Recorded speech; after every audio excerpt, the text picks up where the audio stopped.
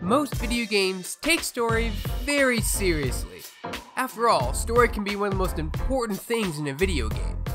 But what about those games that don't take themselves so seriously? The games where humor, jokes, and silliness are at the forefront.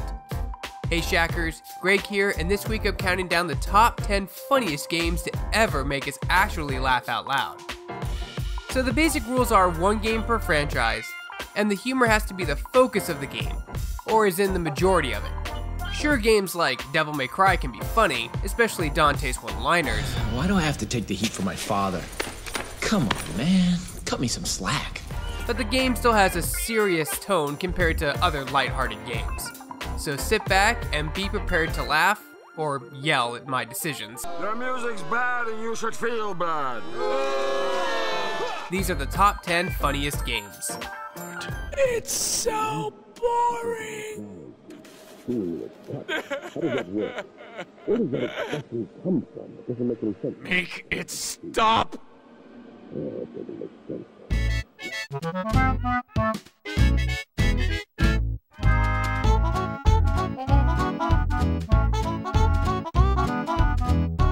The loudmouth squirrel with heavy adult-oriented humor you'd never guess made his debut on the Nintendo 64.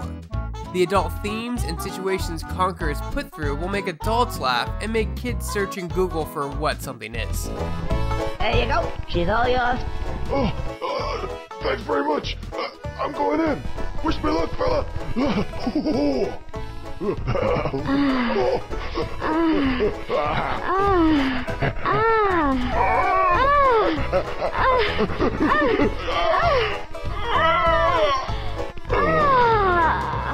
This game was the first time I'd ever heard the word shit said in a voiceover on a Nintendo game. This furry squirrel would be the black sheep of Nintendo's history, but not before the public demanded more and eventually got Conker Live and Reloaded for the Xbox. Hey, oh, bloody hell. Come on, put it on, quick. Help! Put it on, I like it like that. Oh, oh, fan-f***ing-tastic. Oh, hang on, I think I got it on the wrong way round. Black bugger you have. What you doing? What? Ah,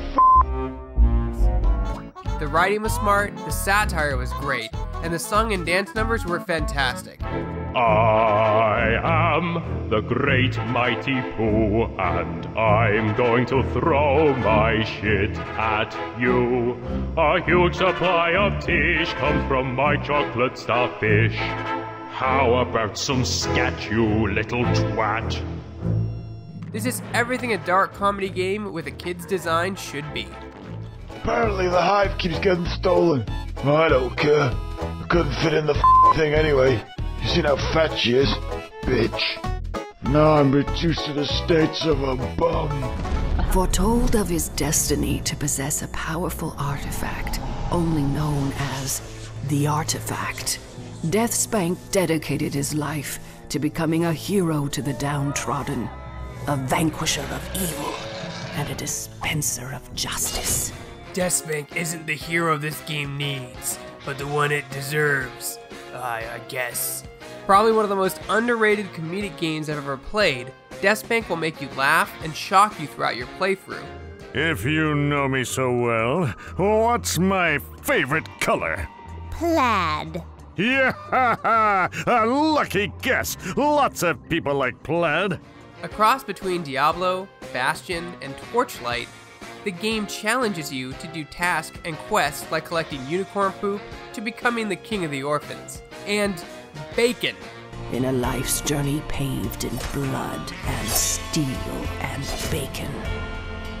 It's all in a day's work as you search for the famous thing known only as the Artifact.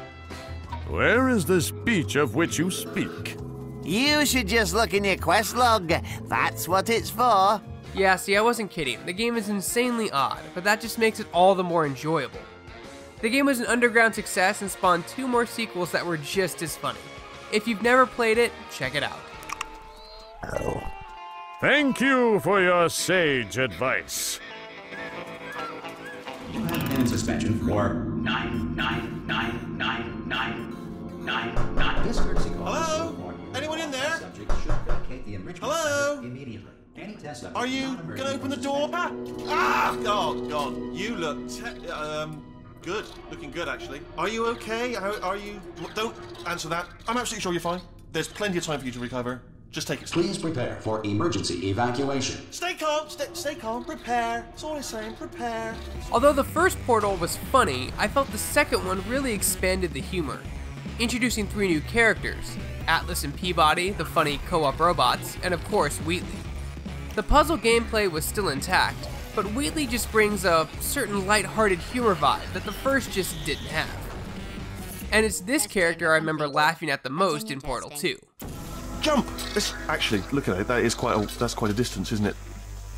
Okay, you know what? Go ahead and jump. You've got braces on your legs, so you're all set.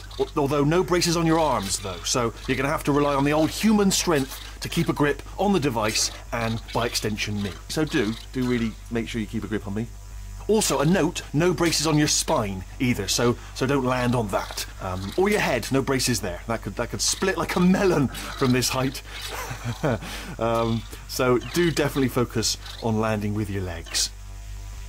And his voice actor, Stephen Merchant, does a fantastic job with his line delivery. GLaDOS is funny too, in a dark kind of way.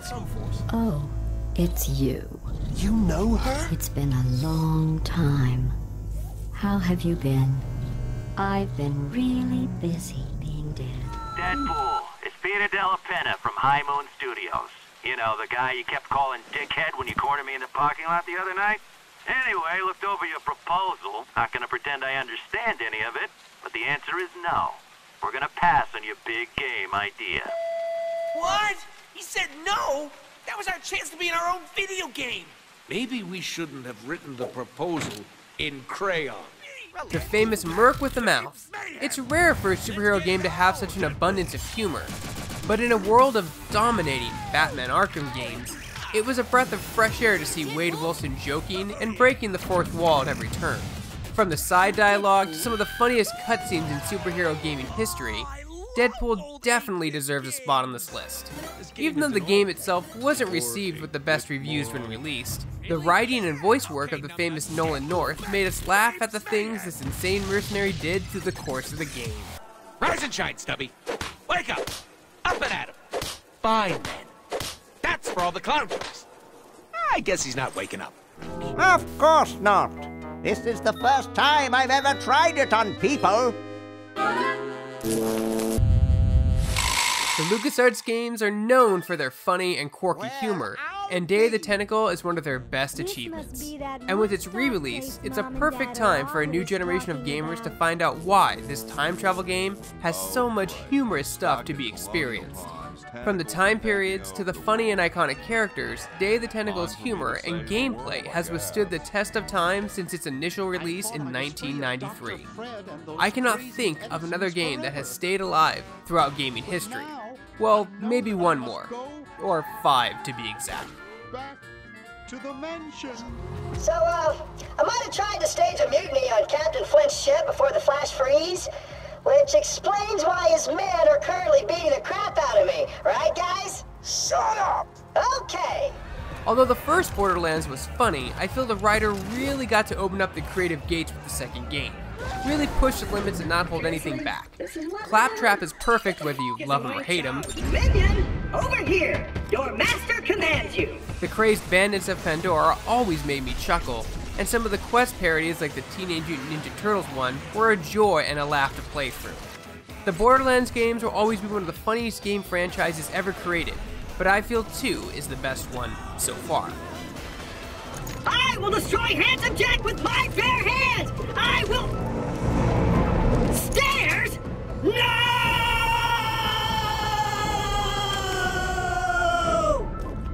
So I bust into the church and say, "Now you're in for it, you bilious bag of barnacle bait." And then LeChuck cries, "Guybrush, have mercy! I can't take it anymore!" I think I know how he must have felt. Yeah, if I hear this story one more time, I'm gonna be crying myself. Don't you have any new stories? One of my favorite games of all time, Monkey Island 2 has everything the first had and then some. And like I said before, I feel writers can really open up creatively and explore more options when writing for a successful sequel to a game. The quirky classic humor of the awesome LucasArts adventure game series shines in Monkey Island 2: LeChuck's Revenge. Hey, aren't you supposed to be in jail?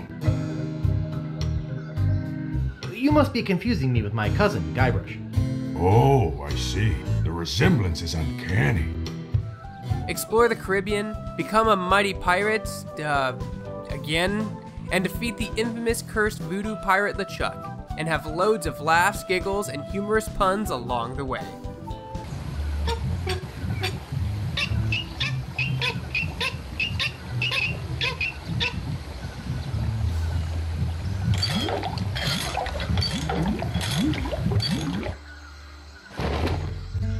Mother, you can't keep calling me at work. I have an operation to run. What am I supposed to do? You're never at home. How do you expect me to get in touch with you?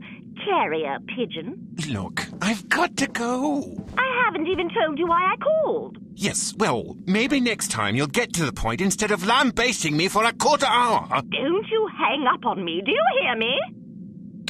I need a drink. The second in a franchise of 1960s Super Spy parodies, No One Lives Forever 2 is more than a first-person shooter. It offered loads of gameplay, new and interesting mechanics, and of course, an abundance of campy 1960s British spy humor. It's me, Santa! Say hello to the Mark 7 mechanized miner bird. Perfect way for me to communicate with you in the field. Similar to the cult classic film Austin Powers, the game has interesting heroes, villains, and henchmen, all who have funny dialogue to listen to and experience before you shoot an arrowhead into their skulls and attempt to hide their body. Do you want to go shopping in Nagoya this weekend? I can't. I have an assassination. Get Haruko to do it. She's still mad at me about her cat. What about Yuki? I'll ask her. Let me know. If Austin Powers had a video game, this would be the closest thing it would come to. And although the first game is pretty funny in its own right, the sequel comes out on top due to the famous tricycle race segment. Now. Not so fast, Frenchie. Merde. Hurry, I'll drive, you shoot. Hold on tight. It's excruciating. I am... Uh-oh.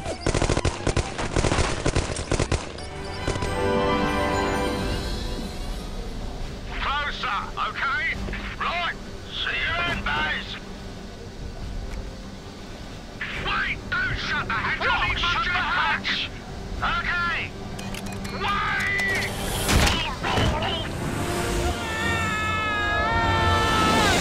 Now, a lot of you have probably never heard of this game. Upon its release in 2000, the game didn't sell well, and it's a damn shame because this game is hilarious. From the colorful characters with the spiffy British accents, to the overall humorous story arc, the game has tremendous fun with itself and never takes itself too seriously. From Basil to the Smarties to the giant itself Kabuto, it's one of those games you really have to play through to understand the complex plot and characters it presents to you. But trust me, if you're in the mood for a laugh, watch a non-commentary version Let's Play on YouTube. You'll be happy you did. Thanks, old man. Name's Buzz. Rightio. Mine's Ahmed, but you can call me Timmy. There's no way I was giving my new jetpack to that old ripper. Hey, that's mine. You can have it, Mr. Basil, if you want. And a lot of fun it was.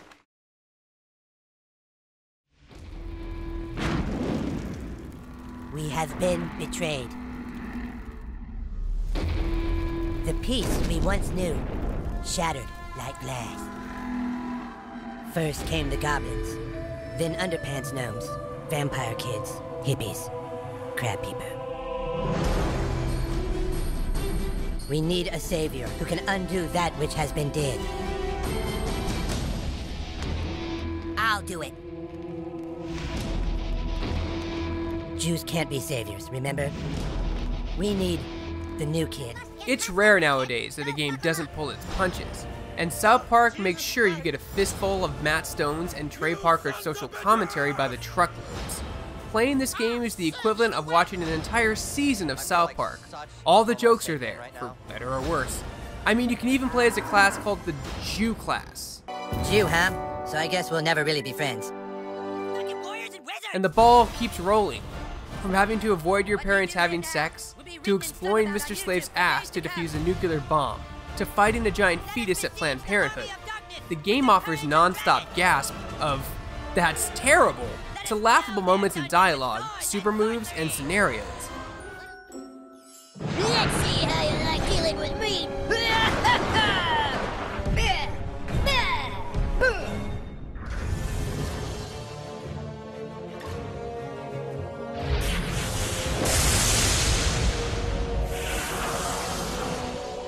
If you're looking for a game to truly make you laugh out loud, look no further than South Park: The Stick of Truth. What are some of your favorite comedic games? Let us know in the comments below. For more videos like this and everything else gaming related, you're already in the right place. You're on Shacknews.com. We fight as one! Fuck that! We do not team up with fucking elves. Only good elf is a dead elf. Why don't you suck my elven dick, Butters?